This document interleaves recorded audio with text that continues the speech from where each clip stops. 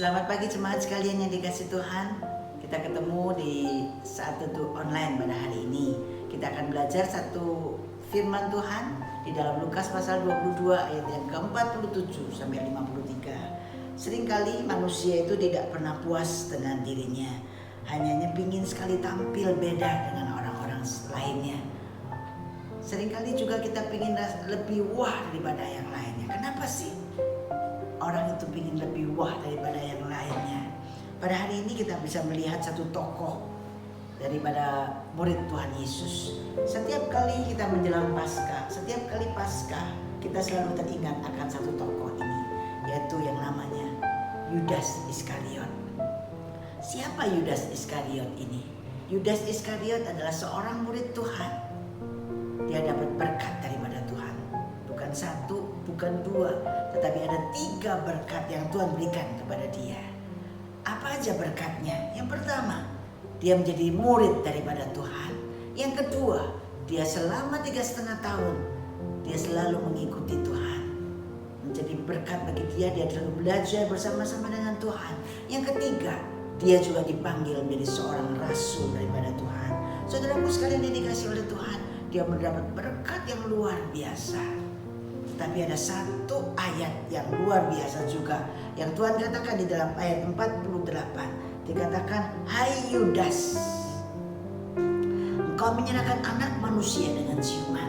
Kenapa sampai Tuhan mengatakan, "Hai Yudas, engkau menyerahkan anak manusia dengan ciuman"?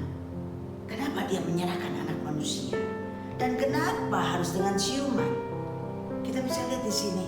Satu hal, dia dapat berkat daripada Tuhan. Satu hal, dengan ciuman dia menyerahkan anak manusia itu. Ini yang kita bisa melihat, itu satu kontradiksi yang luar biasa. Tidak tahu apa yang harus dia lakukan. Tapi satu hal yang kita bisa katakan, bahwa dia adalah seorang pengkhianat. Di zaman kehidupan daripada Timur Tengah, ciuman itu merupakan satu sapaan. Sapaan daripada seorang sahabat kepada sahabatnya.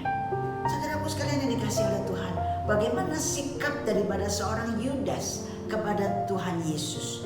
Dia merasa itu seakan-akan Tuhan Yesus adalah sahabatnya. Tetapi di sisi yang lain, dia juga menyerahkan sahabatnya kepada ahli-ahli Taurat. Saudaraku sekalian yang dikasihi oleh Tuhan, dia itu mulutnya manis, tetapi hatinya penuh dengan bisa. Hatinya begitu jahat, luar biasa. Kalau kita bisa katakan ada satu istilah yang luar biasa, lain di mulut, lain di hati. Inilah Yudas.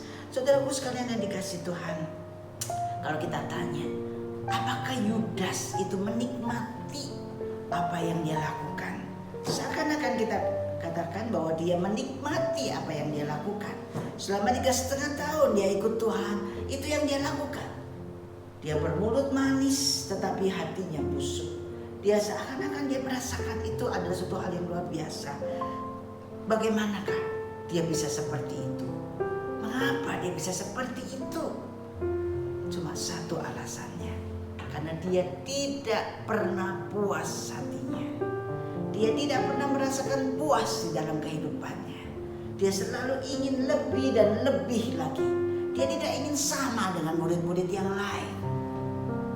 Kenapa? Karena dia penuh dengan keegoisan.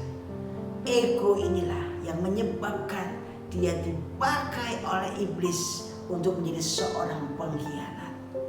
Sayang sekali, seorang yang diberikan berkat, tetapi di sisi yang lain dia menjadi seorang pengkhianat.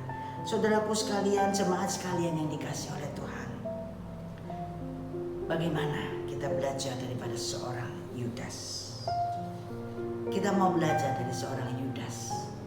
Kita mau tidak seperti Yudas yang selalu pakai topeng dengan keegoisan, pakai topeng yang manis, tapi hatinya jahat. Tapi hari ini kita belajar, tanggalkanlah topengmu, tanggalkanlah keegoisanmu, supaya Tuhan Yesus yang mau masuk di dalam hati kita. Bukan seperti Yudas.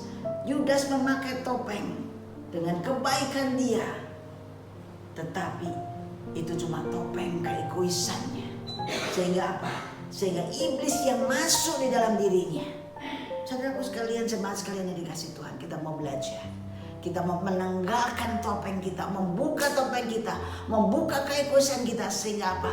Sehingga Tuhan yang masuk di dalam diri kita. Sehingga kita tidak perlu khawatir, kita tidak perlu cemas.